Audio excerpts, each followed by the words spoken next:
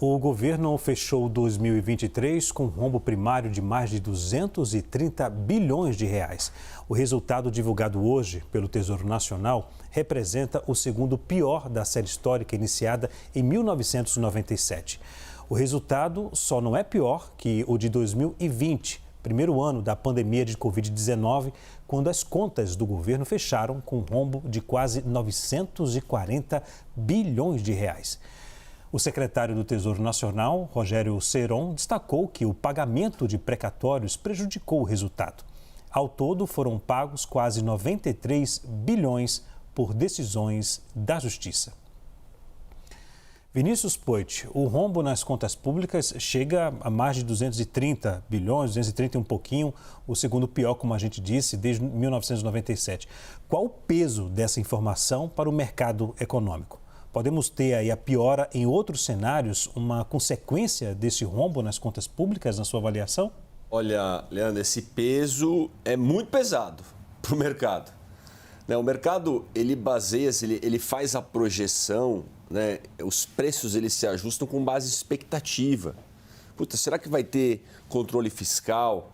Será que esse governo vai ser austero com as contas públicas? O que esse governo vai fazer nos próximos anos?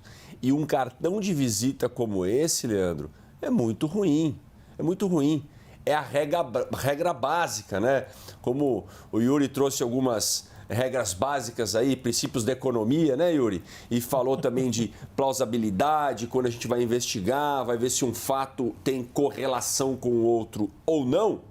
A regra básica da responsabilidade fiscal, e falo isso porque eu gravo esses vídeos na internet, Leandro, e falo muito com pequenos empreendedores, é você gastar menos do que ganha, ponto. Gastar menos do que arrecada no caso do governo, porque ele arrecada imposto da população sem pedir também, né, Hélio? A população não tem muita opção, né? Imposto, né? Tem gente, eu tenho um amigo Gilson Marques, né, deputado federal de Santa Catarina, que ele tem um quadro escrito Imposto é Roubo. Ele fala assim, cara, eu não tenho opção de pagar ou não, então o governo pega meu imposto. E, no mínimo, ele tem que gastar menos, Leandro. Se ele gastar mais, ele aumenta a dívida do país. É tão simples quanto isso. Portanto, o momento que o governo tem um déficit de mais de 200 bilhões, e a gente não esperava 200 bilhões, né? Falava-se em 100 e alguma coisa, que já é uma paulada, 200 bilhões. Da onde ele tira esse dinheiro? É isso que a gente tem que parar para pensar. Da onde que ele tira 200? Aumentou a dívida. Alguma coisa vai ter que tirar de algum lugar. Aumentou a dívida, aumenta o risco, Leandro. Quando eu falo para as pessoas assim, quando você vai emprestar dinheiro para um vizinho, para um amigo que está precisando, o que você analisa dele? Rapaz, será que esse cara já está muito endividado? Porque se ele já estiver muito endividado, o risco dele não te pagar é maior. Então você vai exigir uma taxa de juros maior dele. Pai, deixa eu pedir um juros grande. Mesma coisa com o Brasil. 200 bi de déficit, um aumento de dívida, aumenta o risco país. O cara olha de fora e fala, meu Deus do céu, deixa eu só dar um ajuste no meu modelo de precificação, de valuation, na minha decisão de investimento. O Brasil é um país mais arriscado, não tem responsabilidade fiscal. O governo faz uma previsão e fura de longe a previsão, gastando muito mais do que previa. O governo não faz previsão de corte de gastos, não faz reforma administrativa. Muito ruim. Então, o peso disso para o mercado, para as projeções, é extremamente grande e ruim, Leandro. Se esse governo não mostrar rapidamente mais responsabilidade fiscal, alguma sinalização de corte de gastos, além desse aumento de impostos desvairado, e mesmo aumentando impostos ainda dá um déficit de 200 bi, não vejo um bom cenário aí para frente financeiro para o Brasil. Larissa, esse dado, um rombo de mais de 230 bilhões, passa uma ideia de descontrole nas contas públicas? Leandro, a gente precisa explicar esse dado no seu detalhe, né? Tem alguns fatores aí relevantes que impactam nesse indicador. Embora haja, sim, um rombo importante, teve um aumento muito significativo do tamanho do déficit por conta do pagamento de precatórios em estoque. Quer dizer o quê? O governo federal decidiu fazer o pagamento referente a dívidas judiciais, né? É quando um cidadão entra na justiça, consegue uma vitória na justiça e o governo federal precisa lhe pagar algum tipo de indenização, essa conta vem por meio do que a gente chama de precatórios. Então, houve essa decisão do governo federal de arcar com esse pagamento. Isso tem muito peso nesse resultado. Eu estou falando de cabeça, tá? Eu não tenho os números aqui, mas, salvo engano, acho que o déficit teria ficado em algo na faixa de 138 bilhões, porque eram, acho que 90 bi, né, em precatórios, isso, algo nessa linha. Então, esse primeiro é um ponto muito importante.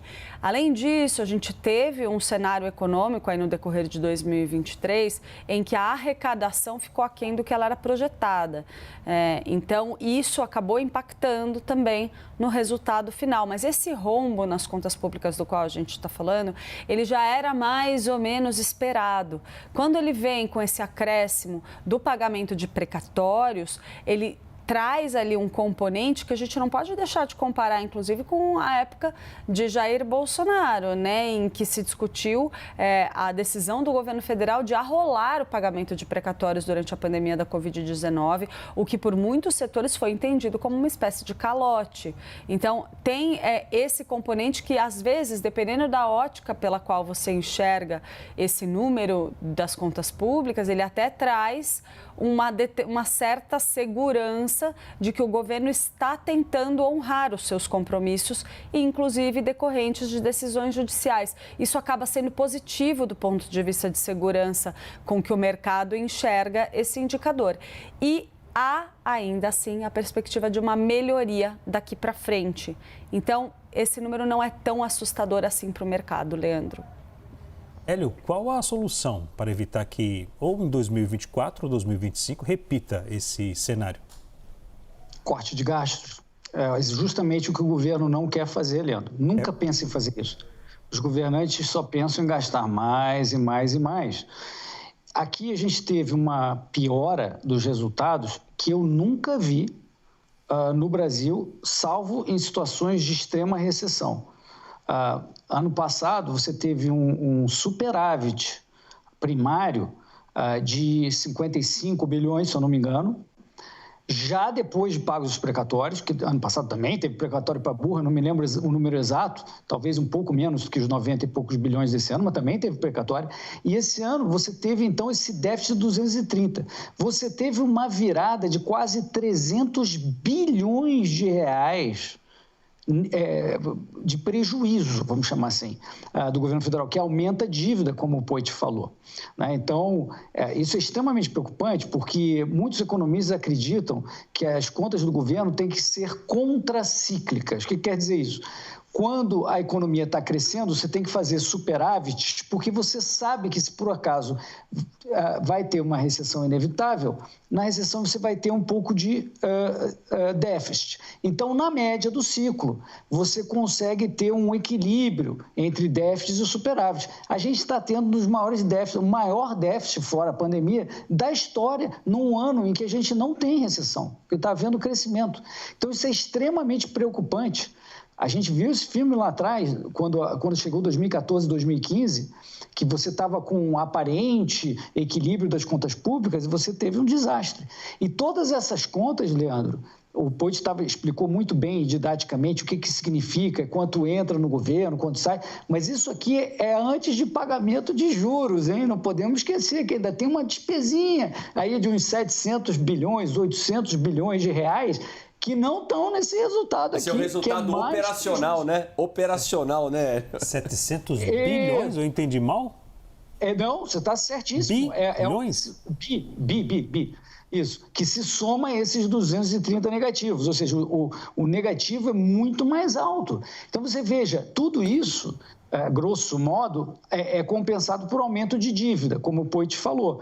E esse aumento de dívida, quando o mercado olha que a dívida do governo está inflando, isso mostra para o mercado que o governo pode não ter capacidade de pagamento. E aqui o nosso governo já está matando a galinha dos ovos de ouro de tanto que ele taxa a população. O deputado Gilson Marques, que o Poit citou, que tem lá a frase no gabinete dele, imposto é roubo, além disso, está certo em termos morais, porque roubar é você subtrair a propriedade de alguém sem o consentimento dela, né? E na verdade, o imposto funciona exatamente assim. Portanto, o governo brasileiro já taxa muito a população. E agora, o que ele vai fazer? Ele tem que cortar despesas, para responder a tua pergunta. É o que ele não quer fazer, mas é preciso. Yuri, além de cortar despesa, como o Hélio falou agora há pouco, uma reforma administrativa também? Esse seria um dos caminhos, é um caminho que o próprio Congresso tem cobrado do governo para que se adote esse tipo de redução das suas despesas, né, das despesas primárias. Outro caminho que o governo tem defendido antes da reforma administrativa, e o governo alega que ela não traria tantos gastos, tantos cortes, assim, tantos benefícios imediatos, um outro caminho seria aquela revisão dos gastos tributários, a avaliação de quais gastos tributários, né, que no fundo é subsídio que o governo oferece, desconto nos impostos que o governo oferece, esperando ter um benefício coletivo maior, que às vezes vem, às vezes não vem. O maior exemplo disso do debate recente é a desoneração. Quem defende a desoneração dos 17 setores diz que tem um efeito benéfico, a renúncia da carga tributária dos empregos, porque gera empregos. O governo alega que não teria gerado tantos benefícios assim no número de empregos. E aí não vou entrar nesse mérito, enfim, porque é um debate, inclusive, que politicamente já está, o Congresso vê como superado, mas que vai ser uma das novas batalhas que o governo federal tem pela frente neste ano.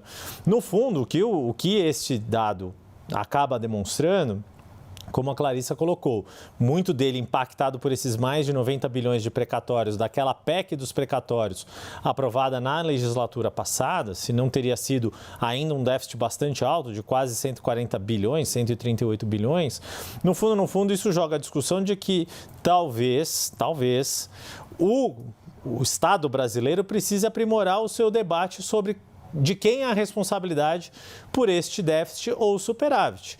A gente tem falado tanto que o Congresso Nacional passou a cuidar mais de parcelas cada vez maiores do espaço discricionário do orçamento, por meio das emendas parlamentares, emendas de bancada e por aí vai.